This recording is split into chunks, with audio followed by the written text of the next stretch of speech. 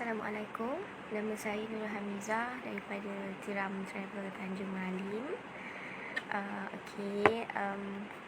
Setelah cuti 2 hari sepahat, so hari ni saya nak mulakan live dengan mengongsikan sedikitlah tentang perkara dalam kehidupan seharian yang kita tahu tapi kita tak pernah nak ambil tahu. So yang ini dia more kepada Islamic way. Siapa yang buat ni bagus, tak cakap apalah. Tapi kalau yang nak tahu, bolehlah tahu apa yang saya nak sampaikan tentang perkara-perkara dalam kehidupan seharian yang kita tahu tapi kita tak pernah nak ambil tahu. Jadi saya nak kongsikanlah benda ni kepada siapa sahaja yang tengok live saya ni, untuk buat renungan dan juga ingatanlah kepada kita semua. Yang ni saya tak sampaikan untuk semua, tapi untuk diri saya juga, untuk mengamalkan benda-benda ni. Saya pun ada baca juga, macam betul lah kot, kita dah tahu tapi kita tak buat dan kita tak ambil tahu sebenarnya benda ni. So saya harap perkongsian saya ni dapatlah siapa yang tengok ni bolehlah tahu apa yang kita tahu tapi kita tak ambil tahu. So bolehlah ubah kot sedikit demi sedikit. Sekat sini banyak saya kongsikan mana yang sempat lah untuk hari ni. Jadi kalau tak sempat tu mungkin saya kongsikan pada hari yang lain lah, ataupun tengoklah bila-bila saya buat live lagi, saya boleh kongsikan lah. Jadi perkara yang pertama yang kita tahu tapi kita tak ambil tahu. Yang pertamanya adalah kita mengetahui solat secara berjemaah itu adalah sunnah, mendapat lebih 27 darjat berbanding solat bersendirian. Tetapi ruginya kita masih tidak mampu untuk berjemaah di masjid ataupun surau. Yang ini semua orang tahu bahawa solat berjemaah ni pahala dia lain daripada kalau kita nak solat bersendirian. Lagi-lagi bagi lelaki yang selalu pergi masjid, rajin yang pergi masjid ni, dapatlah kot pahala-pahala ni kan, 27 darjat berbanding solat bersendirian. Jadi solat kat rumah pun boleh juga solat berjemaah dengan ahli keluarga. Tak semestinya macam kita nak malas sangat nak pergi surau atau masjid, kita boleh solat berjemaah dengan mak ayah ataupun dengan anak-anak, dengan isteri, sesiapa sahaja. Itu pun dah memadai.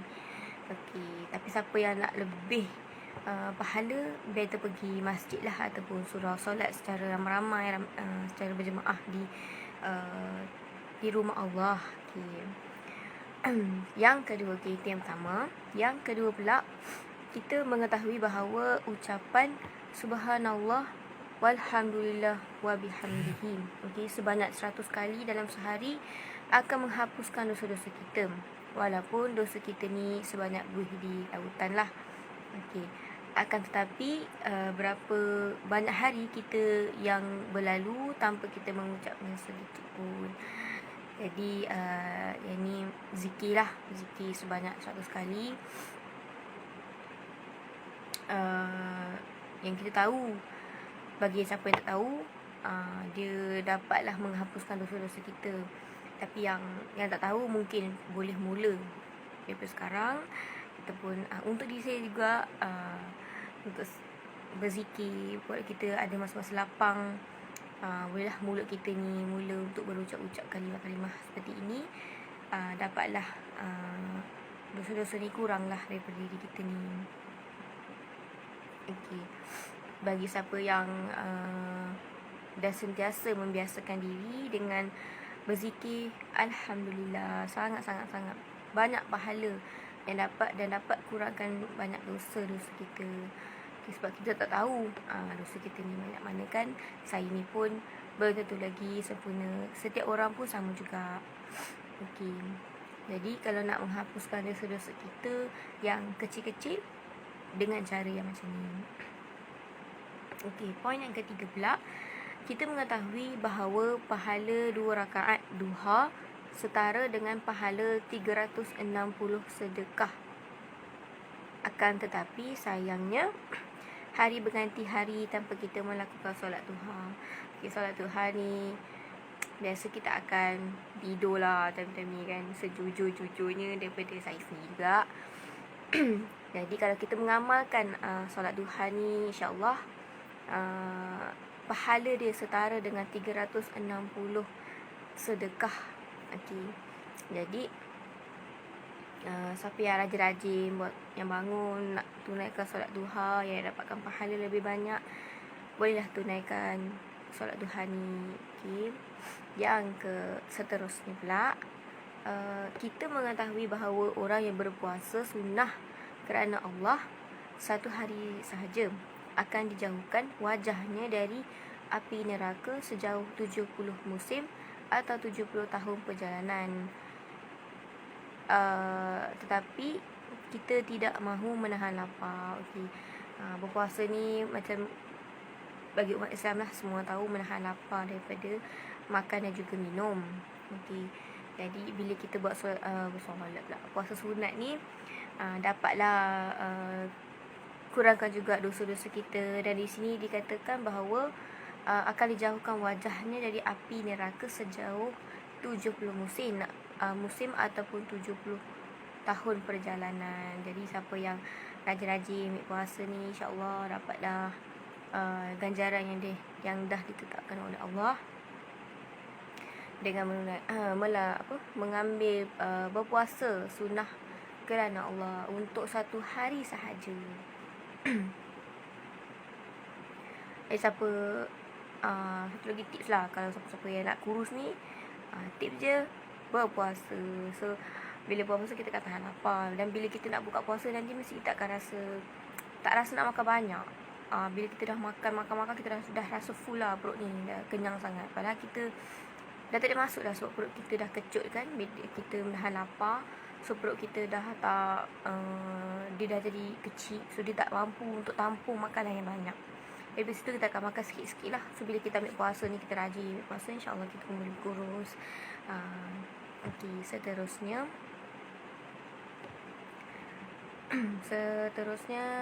kita mengetahui bahawa siapa yang membantu membangunkan masjid kerana Allah, walaupun hanya sebesar sarang burung, akan dibangunkan sebuah rumah di syurga. Tetapi kita tidak tergerak untuk membantu pembangunan masjid walaupun hanya dengan beberapa ringgit. Okey, yang ini tolonglah untuk menabur duit, membantulah untuk siapa saja yang nak membangunkan masjid ni. Kita macam memberi sedikit lah, adalah sikit duit kita untuk membangunkan rumah Allah, iaitu masjid kerana Allah. InsyaAllah kita akan dapatlah pahala dan juga dibangunkan sebuah rumah di syurga. Jadi siapa yang tak nak kan, InsyaAllah bolehlah tolong-tolong sedikit dengan bersedekah ataupun untuk diri kita juga masa yang akan datang. Okey, seterusnya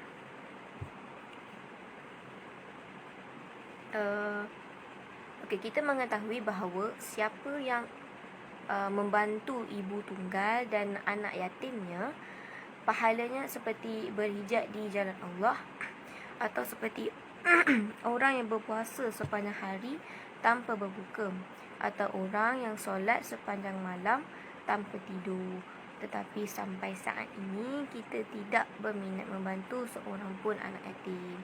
Jadi bagi sesiapa yang mampu, yang dah rasa banyak sangat duit kat tangan, kat wallet tu, bolehlah tolong-tolong orang-orang seperti ini, ibu tunggal ataupun anak yatim. Banyak sangat pahala yang kita dapat, dan banyak sangat rumah-rumah anak-anak yatim yang kita boleh pergi ziarah sahaja pun dah dapat pahala.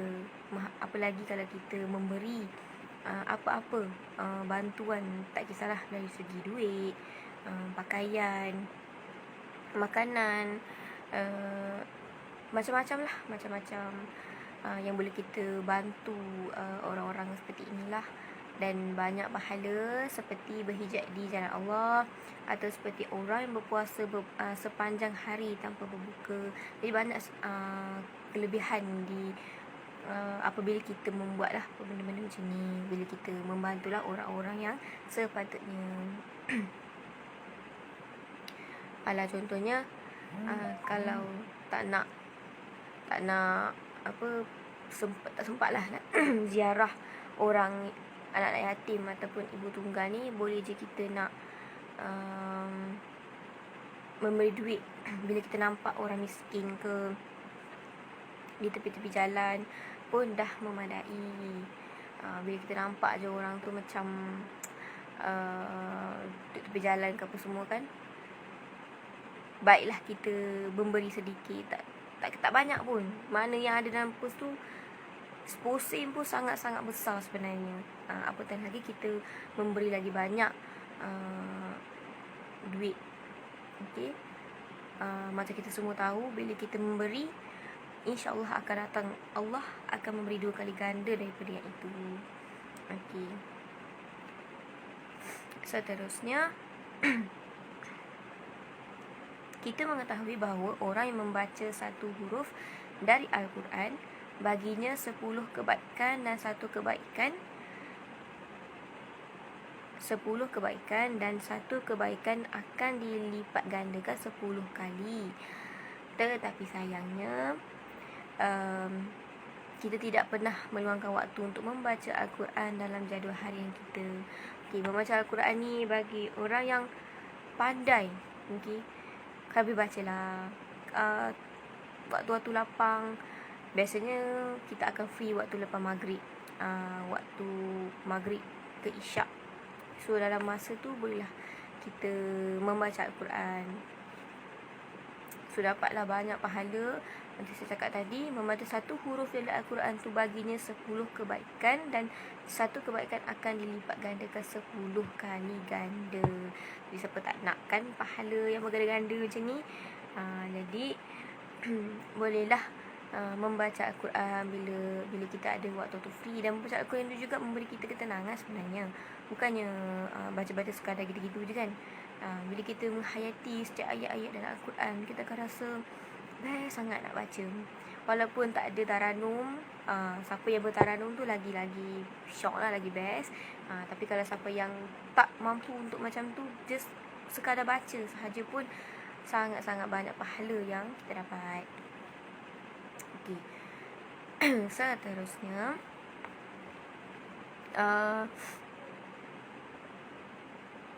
kita mengetahui bahawa haji yang mabrur tidak ada pahala baginya kecuali syurga, dan akan diampuni dosa-dosanya sehingga kembali suci seperti saat dilahirkan oleh ibunya. Tetapi kita tidak bersemangat untuk melaksanakannya, padahal kita mampu melaksanakannya. Okey, yang ini haji lah, haji. Jadi siapa yang dah mampu untuk membuatnya, untuk melakukannya, sebaiknya melaksanakanlah. Okey, jangan ditangguh-tangguhkan ataupun malas ataupun macam-macam tak nak buat tu. Kalau boleh, hilangkanlah perasaannya seperti itu. Okey. Seterusnya, kita mengetahui bahawa orang mukmin yang paling mulia adalah yang paling banyak solat malam, dan bahawasanya Rasulullah SAW dan para sahabatnya tidak pernah meremehkan solat malam di tengah segala kesibukan dan juga jihad mereka. Tetapi kita terlalu meremehkan solat malam. Okay, solat malam ni tak kisahlah solat apa sahaja pun, banyak sangat solat nak buat solat malam. Yang siapa baguslah kalau siapa yang melakukan benda ni. Jadi siapa yang terjaga, biasanya terjaga ni kadang orang kata Allah menggerakkan kita untuk kita bangun malam, ada sebab-sebab dia yang tertentu. Jadi siapa yang ambil benda tu sebagai positif, mungkin boleh menunaikan lah solat-solat, apa-apa jenis solat pada waktu malam lah, tak kisah. Okey, yang seterusnya, kita mengetahui bahawa hari kiamat pasti terjadi tanpa ada keraguan, dan pada hari itu Allah akan membangkitkan semua yang ada di dalam kubur. Tapi kita ni tidak pernah mempersiapkan diri untuk hari itu. Okey, ni ayat ni sangat mendalam lah. Okey, bagi saya juga, dan kita semua belum lagi kita macam still dalam alam kita. Okey, jangan pernah lah tinggal solat apa semua kan. Jadi benda-benda penting yang sepatutnya kita buat, kita buat. Okey, dan yang terakhir, yang terakhir sekali, kita sering menyaksikan orang-orang yang meninggal mendahului kita, tetapi kita selalu hanyut dengan senda gurau dan permainan dunia, seakan kita mendapat jaminan hidup untuk selamanya. Mungkin macam saya cakap tadi, kita selalu dekat alam kita ni, tak pernah fikir apa-apa yang masa yang akan datang. Jadi kalau boleh, kita siap-siapkanlah diri kita untuk masa yang akan datang, sebab kita tak tahu kita ni punya dosa ni banyak mana kan. Okey, jadi itu sahajalah untuk saya nak kongsikan